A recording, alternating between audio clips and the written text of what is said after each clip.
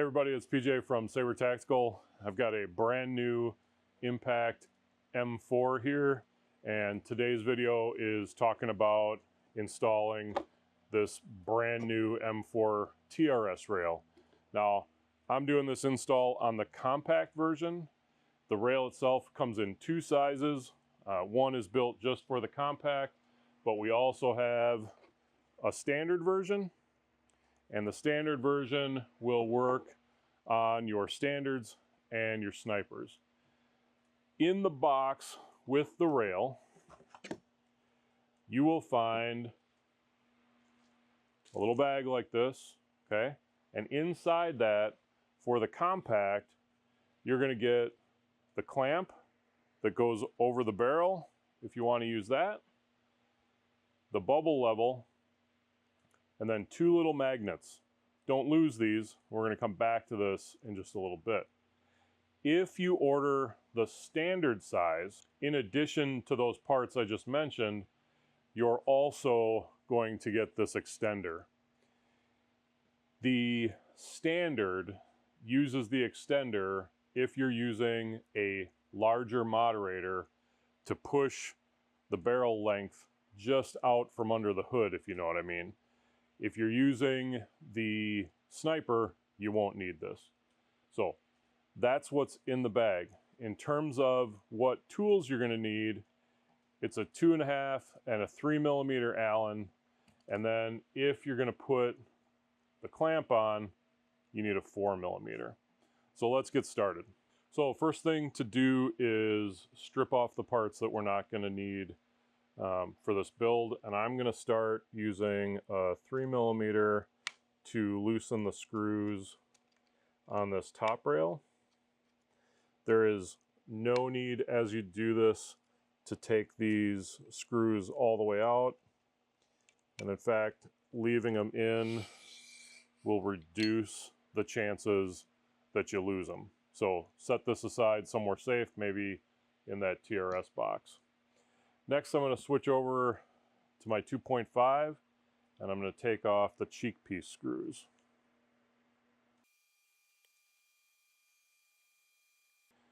And I'm going to let those guys stay right in there. So for the M4, this entire top rail has to come off. There are, I think, 16 screws here. So probably hit the fast forward button as I remove all these. I am going to try to keep them in position so that when I go ahead and do the install of the new part, I make sure that if there are any that need to be a different length in a different spot, they're all where they need to be.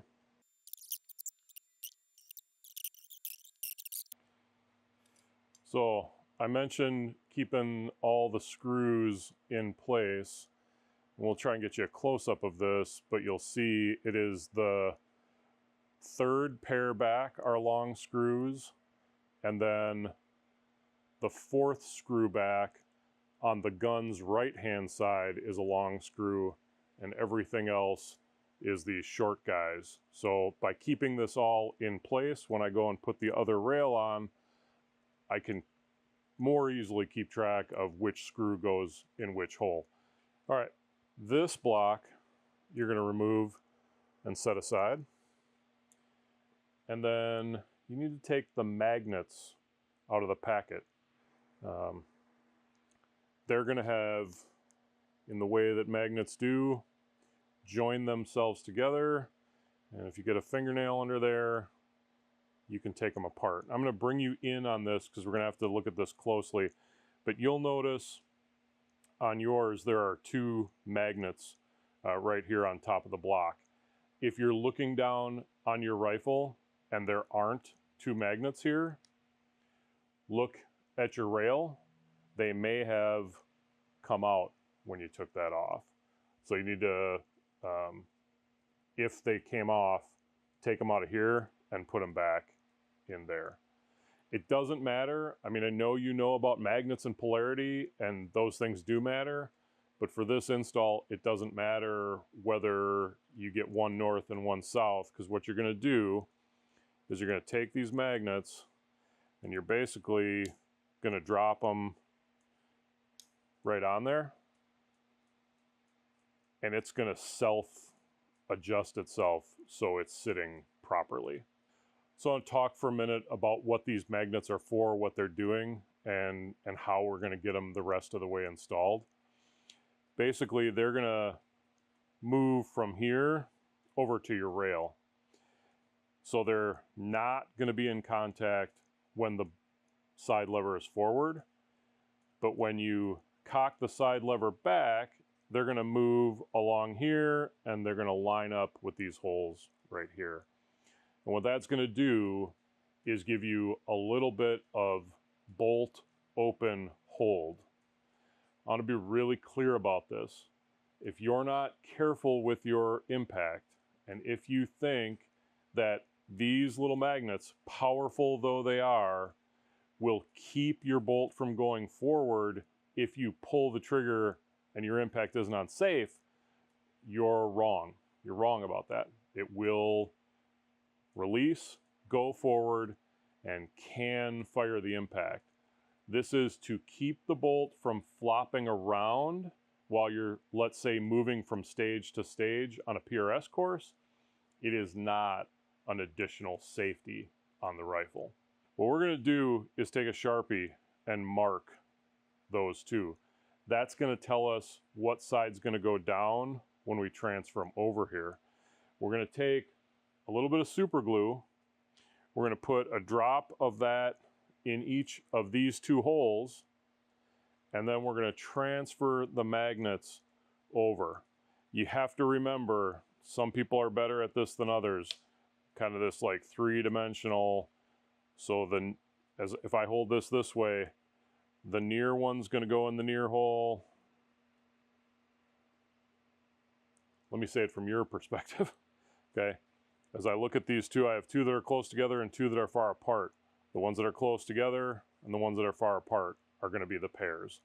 So you're going to take that off, and you're going to put it in basically upside down into that hole with a little glue in here. You're going to take this one off, you're going to flip it over and put it in there with a little glue. Let that set for about 60 seconds. Let the super glue do its job, and then we'll come back. We'll be ready to put this on the gun.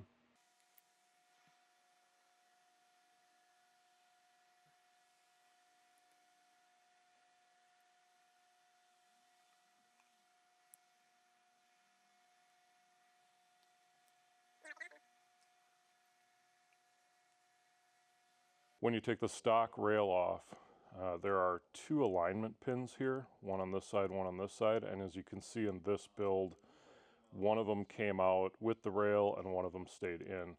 You're actually going to pull these pins out. They're not necessary. In our testing, the screws that go through there hold everything in alignment just fine, especially once the barrel's in. You may also notice there are some plastic or Delrin or rubber, not exactly sure what they're made out of, but they're like pucks. There's two here, and then there are two a little further back on that block. That's the part that slides up and down, and they do provide some lubrication. You want to make sure those are in place, so don't lose those, and if they come out, because they're just kind of dropped in there, put them back in. The magnets are not glued in, so if they pop out, you want to put those back in. On the back part of the block, you may notice, honestly you may not notice it, because I've seen it where it's really quite transparent, but there is a little piece of plastic here. This is to take up a little bit of space to make sure that everything is in tolerance. So if your particular M4 has this, when you reassemble, you want to make sure it's still there.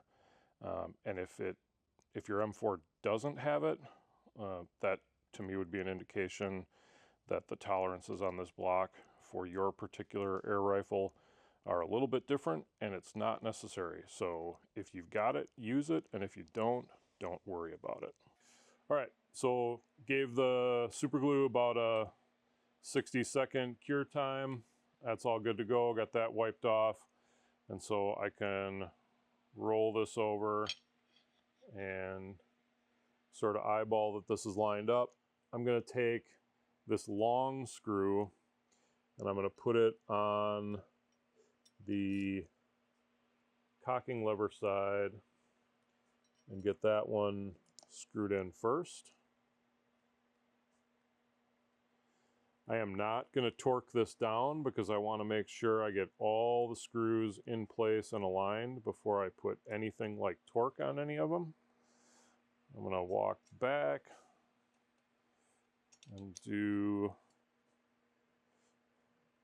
these two backside screws, the closest of the backside screws. And again, I'm just going till I get near the bottom.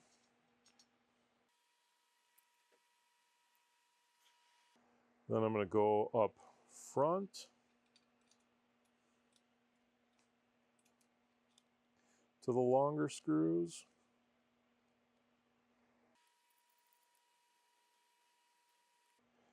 If you remember, there were 6 screws up front. 4 of those went into this block, which is your side Picatinny rail, which we're not using. So there's going to be 4 screws left over. I'm going to go back to the back end.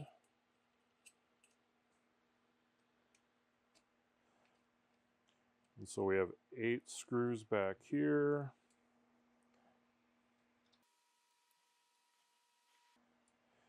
Remember that we're putting steel screws into an aluminum air gun. So when these start going in, if you feel any resistance at all, back out and make sure these screws are absolutely lined up properly as they go in, or you will be stripping out expensive parts on your air gun. We do not want to do that. So everything should go in very smoothly. And if it doesn't, again, back it out, make sure it's going in straight. So one more short screw, and that's on the opposite side of the side lever, at least as I have this configured for a right-handed setup.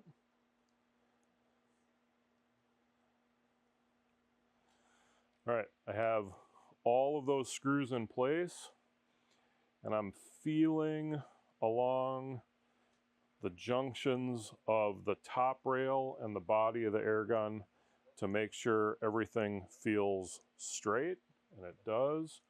So now I'm going to start kind of in the middle. It would help if I grabbed the right size. Remember, this is a 2.5. And I'm just going to go back and forth across, working out, tightening these down.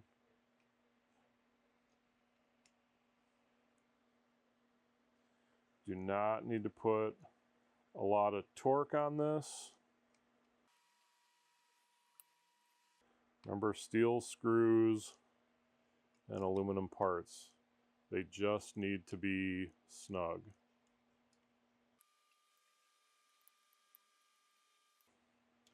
All right, so the rail is installed. Now, you'll see this little brass piece right here. This is the catch for your bubble level. So we back this out. You don't have to take it all the way off, just back it out a little bit. You'll be able to slide that in place.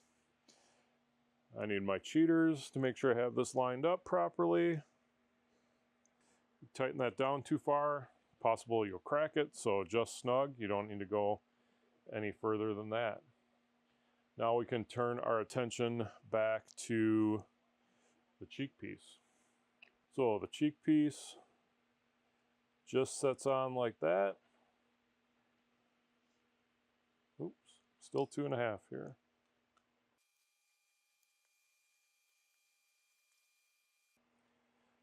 The cheek piece is another part that doesn't need to be crazy tight. Just want to screw it down till it's snug. Some people are going to ask about Loctite. If you know you're doing it and you don't want it to come apart, a little blue Loctite is okay, but we shouldn't be using red Loctite on any of these screws.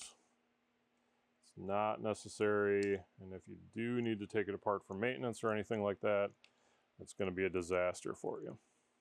Just for a comedic relief, what about green Loctite? I don't know if there is green Loctite. Why not? I don't know. You'd have to ask the Loctite people. Should I make some?